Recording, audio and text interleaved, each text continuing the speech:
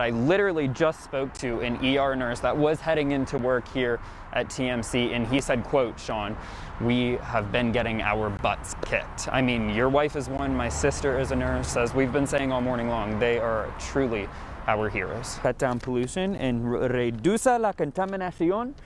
You can get up to $400, folks. We have more information on our website, kvoa.com. Look at you breaking out those Spanish skills. Me viví en España por 6 meses, Okay. Amanda. That's the key word this morning, set. I like to think if we're looking at a stoplight, you know, you have the red, yellow, green. We're in that yellow stage. For Tucson Today update.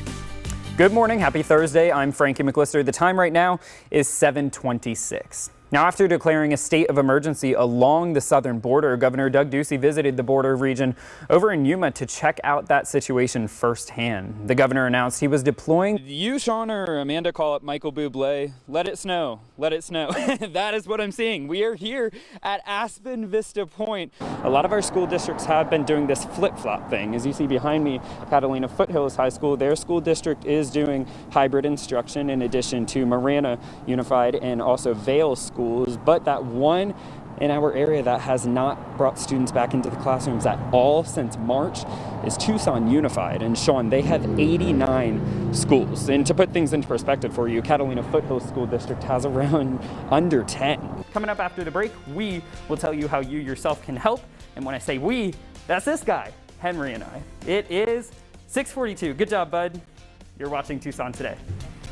As we know, just as the sun comes up, more and more cars get onto the road. But again, I want to reiterate, no injuries were reported. That is the best part of this situation. Shay, did I hear you say about 30 seconds ago, Frankie, there might be rain chances? A little chance. I don't want you to get your hopes up too much, though. Hey, a little is better than nothing. So the last day to see these big guys is April 18th. Tickets are $49 per car. And I'm here with Brittany herself. You just saw the interview with her. And who's your little friend right there? This here is Tyson. He is one of our baby dinosaurs. Now listen to this. Ed told me that 90% of green chilies all across the world, their genetics originated in his Pierce, Arizona farm. Now, as we know, we didn't see the moisture this year that we normally see. So if we don't want to see another bighorn type fire here in southern Arizona, there's a few things that we got to keep in mind. A spark, just one little single spark, can cause many thousands of acres to be damaged. Michael lost his home during 2003's Aspen fire.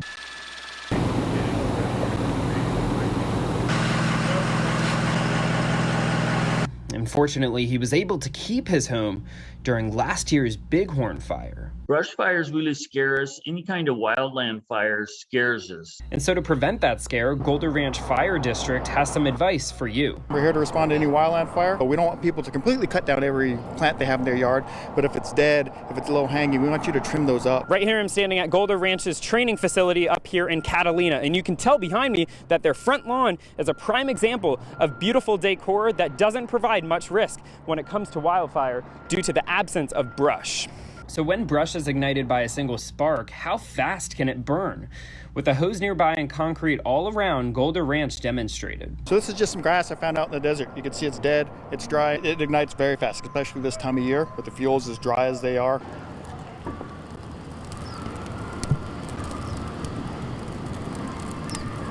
Firewise your house. I mean, get a defensible space around your house. This last year with the bighorn fire, the people in the foothills actually were able to see what happens when fire comes into their neighborhood. We have 1.5 million visitors a year on Mount Lemmon. Respect the mountain, take your trash with you, be careful with fire. Golden Ranch also says that to them, they don't really worry so much about the size of a fire. What they really worry about is where the fire starts and what it's threatening. So for example, to put things into perspective for you, the bighorn fire was ignited right nearby here at Catalina State Park. It was massive, but it didn't damage any structures. Whereas the Margot fire that happened up in Dudleyville, Pinal County a little bit ago was smaller than the bighorn fire, significantly actually, but due to the fact it was the proximity was closer to structures, it did damage 12 of those. Now I'm going to head things over to meteorologist Shay Sorensen. Shay says that it's going to be a little windy this weekend, which obviously, Shay, we know that's not good when it comes to wildfires as well. What can you tell us? Good morning to you, Sean. Happy Thursday. I'm at McGee and Shannon, where I personally was driving not too long ago, pulled over where I found Tony Taylor with his trash bag. Here's what he's all about. I have like my normal walk where I do about between 6 and 7 miles a day. If you live in the Northwest Side, you might recognize Tony Taylor. I just enjoy just getting out. I can't be stuck inside. But when he comes back from his daily walks, it's normal for his family to see him with filled up trash bags. These are cans that I just picked up along the side of the road. It would be nice if he came back with empty bags. You know. Taylor has collected trash for the past 4 years. That straw just disintegrated. Yeah. I didn't even notice that. This trash isn't his, it's yours. And his stories, well, they're endless. There's a big box spring, like a queen-size box spring, that has been there for months. Right in front of a subdivision was a ceiling fan. And sometimes, even repeated items. This is the exact spot where Tony told me he usually finds the same brand of beer bottles laying here every single week. And the reason why you can't find them here right now, well, that's because Tony picked them up. News 4 Tucson spoke to Pima County Sheriff's Department about littering.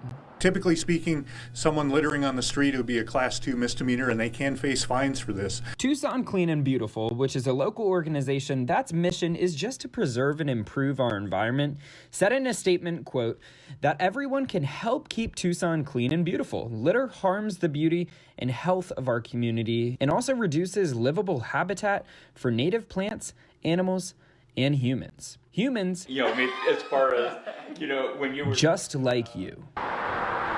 If you're walking and you're finished with your drink or finished with your soda or your beer, don't just toss it along the side of the road. Just take it with you.